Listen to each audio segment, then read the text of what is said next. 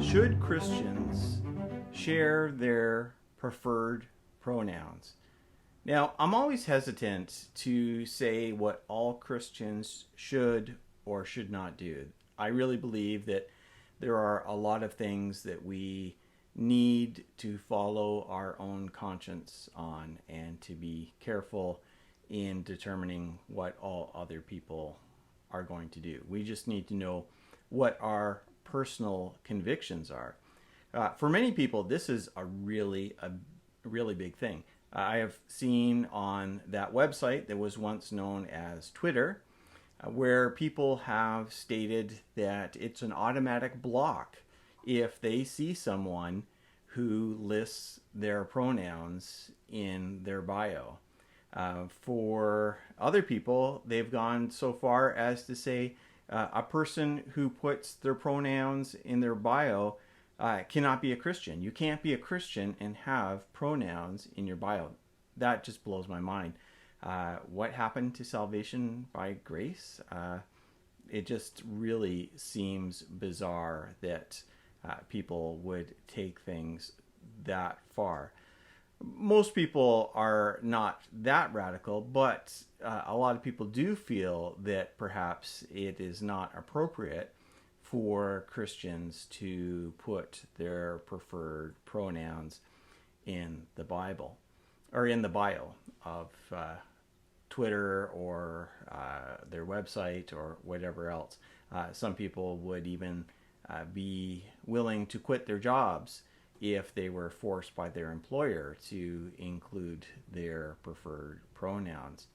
And so for many people, when they're saying such things, their reasoning is that that would make them a liar, that doesn't fit with their commitment to the truth. And if we are to stand up for the truth, then we cannot use pronouns in our bios. And I want to discuss that for a moment.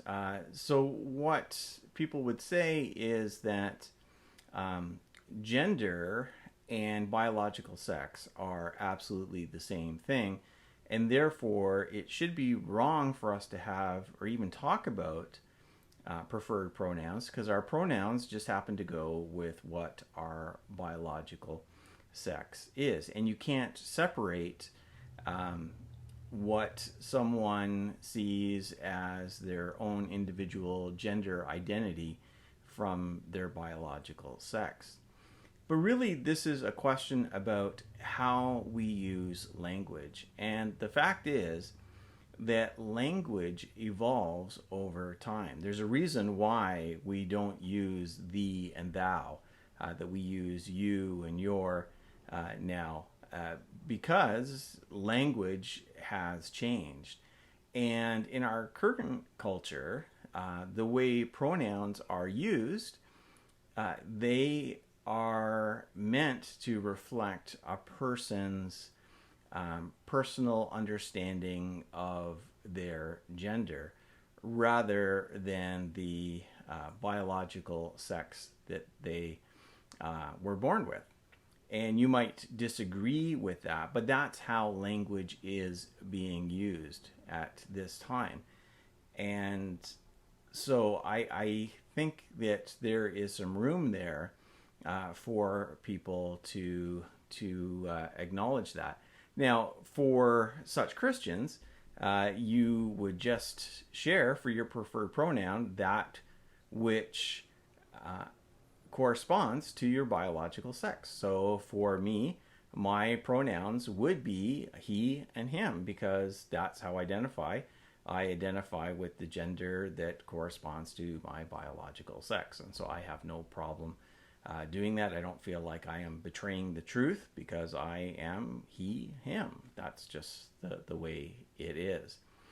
But then other people would say, if we go that far, then we are saying that this division between sex and gender that is something that is possible, that people can divide these things. And what is most important is the truth. And the truth trumps everything. And I don't want to go into this video about whether or not it is possible to divide gender and sex and the whole concept of gender identity. That is not my area of expertise, and so I want to be very careful in discussing that too much. But let's assume for a moment, just for the sake of argument, that you cannot divide your gender from your sex, that everyone's gender corresponds to their biological sex that they were born with. Does that mean that our primary focus must be on proclaiming that truth? I find that the Apostle Paul, if you'll allow me to rely on the scriptures for a moment, the Apostle Paul in 1 Corinthians chapter 8, he has an interesting discussion about food that is sacrificed to idols. And in that passage, he's dealing with two groups. One group, they feel that food sacrificed to idols or that were sacrificed in pagan temples, that is inappropriate for Christians to eat. Now, you have to remember, back then there weren't a whole lot of butcher shops. A lot of the meat that was available was meat that came from animal sacrifices in pagan temples. And so if you wanted to get a meat for your afternoon barbecue, you probably would have to get that meat from the temple. And some pagan priest would have prayed over it and dedicated it to Zeus or whoever, and that's what would happen. And so some Christians were saying you cannot eat that meat. That is completely inappropriate. And then there were other Christians in the church who were saying, you know what? Those gods don't exist. There is no Zeus. There is no Hera or Aphrodite or Hermes or any of these other gods. They do not exist.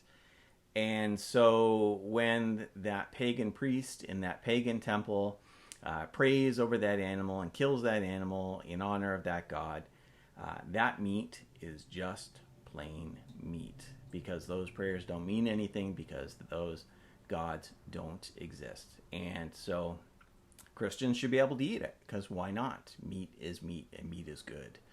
Well, Paul technically agrees with that latter group. He agrees that those gods do not exist, and he agrees that meat is meat, and it's okay for Christians to eat that meat.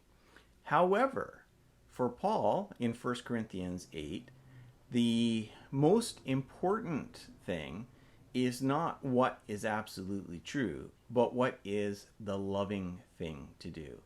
And so he would say to that group who doesn't mind eating that meat, that go ahead, eat that meat on your own. But when you're around those who are struggling with that, who believe that those idols are real in some way, that you abstain from the meat.